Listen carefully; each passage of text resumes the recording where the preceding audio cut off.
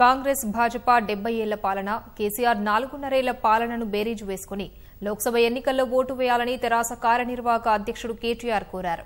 సార్వత్రిక సమరానికి సన్నాహకంగా కరీంనగర్లో నిర్వహించిన తొలి సమావేశంలో పాల్గొన్న ఆయన కేంద్రాన్ని శాసించే స్థాయిలో ఉంటేనే రాష్ట్రానికి అధిక నిధులు తెచ్చుకునే అవకాశం ఉంటుందని స్పష్టం చేశారు. పార్లమెంటు ఎన్నికల తర్వాత సమాఖ్య కూటమి కీలక భూమిక పోషించబోతోందన్న కేటీఆర్ 16 ఎంపీ స్థానాల్లో తెరాస అభ్యర్థుల్ని గెలిపించాలని విజ్ఞప్తి చేశారు. కరీంనగర్ వేదికగా లోక్సభ సమరానికి తెలంగాణ రాష్ట్ర సమితి సమరశంఖం పూరించింది. పార్లమెంటు సన్నాహక సమావేశానికి ముఖ్య అతిథిగా హాజరైన తెరాస కార్యనిర్వాహక అధ్యక్షుడు కేటీఆర్ కు గులాబీ దళం అపూర్వ స్వాగతం పలికింది. కరీంనగర్ సమీపంలోని అలుగునూరు చౌరస్తా నుంచి సభా ప్రాంగణం ఎస్ఆర్ఆర్ కళాశాల మైదానం వరకు భారీ ర్యాలీ నిర్వహించారు.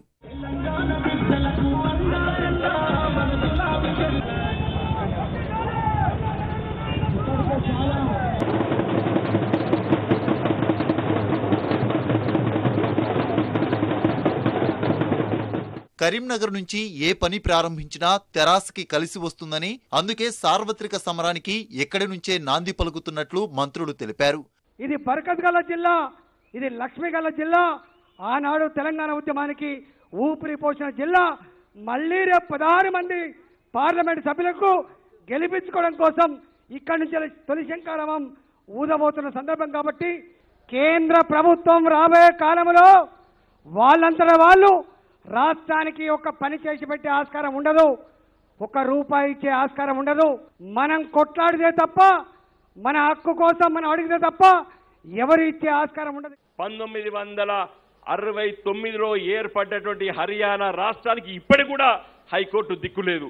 కానీ మేము గత 4 సంవత్సరాలు సుదీర్ఘంగా పోరాటం చేసి పార్లమెంట్లో కొట్లాడి తెలంగాణ రాష్ట్రానికి ఒక ప్రత్యేక హైకోర్టు, ఇలా తెలంగాణ ప్రజలకు ప్రత్యేక హైకోర్టు కూడా సాధించుకున్నాం.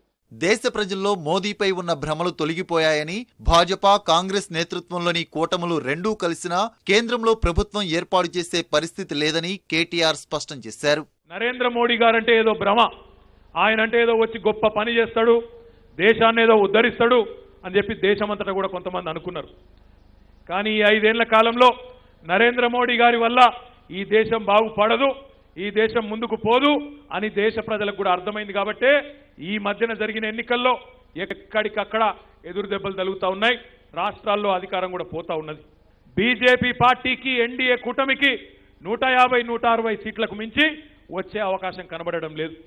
పోనీ రాహుల్ గాంధీ నేతృత్వంలోని కాంగ్రెస్ పార్టీ ఏమైనా పెరిగిందా అంటే వాళ్ళు కూడా ఏం పెరగలే. వాళ్ళు కూడా ఈ మధ్యన వస్తున్న సర్వేలు చూస్తే 100-110 సీట్లు దాటి వాళ్ళకు కూడా వచ్చే పరిస్థితి కనబడతలేదు. ఈ పోటీ నరేంద్ర మోడీకి రాహుల్ గాంధీకి మధ్యనే జరుగుతున్నది. ఇందులో కేసీఆర్ పాత్ర ఏం లేదని కొంతమంది పిచ్చి ప్రేలాపనలు వెళ్తా ఉన్నారు. వారికి నేను గుర్తు చేస్తా ఉన్నా, మీ నాయకుడు రాహుల్ గాంధీ కానీ బీజేపీ నాయకుడు నరేంద్ర మోడీ కానీ వీళ్ళిద్దరూ దొందే అనే విషయం ప్రజలకు తెలిసిపోయింది, దేశ ప్రజలకు. ఒక ఆయన రఫాయల్ అంటాడు, ఇంకొక ఆయన బోఫోర్స్ అంటాడు. ఒకళ్ళనొకళ్ళు చూపెట్టుకున్నాడు, ఎద్దేవా చేసుకున్నాడు తప్ప దేశంలో సామాన్యుడి బతికేమన్నా మారిందా అంటే మారిందేమీ లేదు మీ పరిపాలనలో అనే విషయం ఈరోజు దేశంలోని ప్రతి ఒక్కరికి అర్థమైంది. చరిత్ర పరిశీలిస్తే కేంద్ర ప్రభుత్వ ఏర్పాట్లో కీలకంగా ఉన్న రాష్ట్రాలకే అధిక నిధులు దక్కాయని కేటీఆర్ గుర్తు చేశారు. సార్వత్రిక ఎన్నికల తర్వాత సమాఖ్య కూటమి ముఖ్య భూమిక పోషించబోతుందని విశ్వాసం వ్యక్తం చేశారు. దేశంలో బడితే ఉన్నోడిదే బర్రె అయిపోయింది. లాలూ ప్రసాద్ యాదవ్ గారు రైల్వే మంత్రిగా ఉంటే ఆయన అత్తగారింటి దాకా రైలు వేసుకుంటాడు. టిఆర్ బాలు గారు కేంద్ర ఉపరితల రవాణా మంత్రిగా ఉంటే తమిళనాడుకు జాతీయ రహదారులు. ఎవరి చేతిలో అధికారం ఉంటే వారికి కేంద్ర నిధులు అపారంగా పొంగుతాయి. ఇప్పుడు మన నరేంద్ర మోడీ గారు భారత ప్రధానమంత్రి, ఆయనకు బుల్లెట్ రైలు వేయాలంటే ఏడికెళ్ళేడికేస్తాడు, గుజరాత్ మీదుగా ఢిల్లీ నుంచి ముంబైకి వేస్తాడు, హైదరాబాద్ కనబడదు. తెలంగాణ ఆయన లెక్కల లేదు, వాళ్ళకు పట్టి లేదు. మరి రేపటి రోజున తెలంగాణ ప్రజలు 16 సీట్లను కేసీఆర్ గారికి ఇస్తే ఈ 16ంటికి మరొక 60-70 మంది ఖచ్చితంగా తోడైతారనే విశ్వాసం నాకున్నది. ఫెడరల్ ఫ్రంట్ ఏర్పాటు చేయాలనుకుంటా ఉన్నామో అందులో ఖచ్చితంగా 70కి తగ్గకుండా 100 పైచిలకు స్థానాలతో మనకు కూడా ఒక కొత్త కూటమి ఏర్పడే అవకాశం ఉన్నది. జాతీయ ప్రాజెక్టు హోదా రావాలన్నా వేల కోట్ల రూపాయలు కేంద్రం నుంచి అదనంగా తమిళనాడు మంత్రులు, బీహార్ మంత్రులు, గుజరాత్ ప్రధానమంత్రి వేసుకొని పోయినట్టు మనకు కూడా రేపటి రోజున అదనంగా వేల కోట్ల రూపాయలు రావాలంటే ముమ్మాటికి పేగులు దిగేదాకా కొట్లాడే సత్తా ఉన్న టీఆర్ఎస్ బిడ్డలు పార్లమెంట్లో ఉండాలి తప్ప ఈ గులాముల వల్ల ఏమి కూడా కాదనే మాట కూడా నేను ఈ సందర్భంగా మీకు విజ్ఞప్తి చేస్తా ఉన్నాను. అనతి కాలంలోనే యావత్ భారతాన్ని ఆకర్షించిన కేసీఆర్ పాలన దేశవ్యాప్తంగా కావాలంటే తెరాస్కు 16 ఎంపీ స్థానాల్లో విజయం కట్టబెట్టాలని కేటీఆర్ కోరారు. ఈ కాంగ్రెస్ వాళ్ళ మాయ మాటలిని బీజేపీ వాళ్ళ మాటలిని పుసుకుని అడిగిన ఓటేస్తే తెలంగాణ ప్రజలు ఆలోచించాలి. ఒక నాగలికి ఓ దిక్కు దున్నపోతును కట్టి ఇంకో దిక్కు ఎద్దును కడితే అవుతుందా వ్యవసాయం? తెలంగాణలో మళ్ళీ తెల్లారులేస్తే వాళ్లకు మనకు తంపులు తప్ప కొట్లాడుకున్నాడు తప్ప ఏం కూడా కాదు.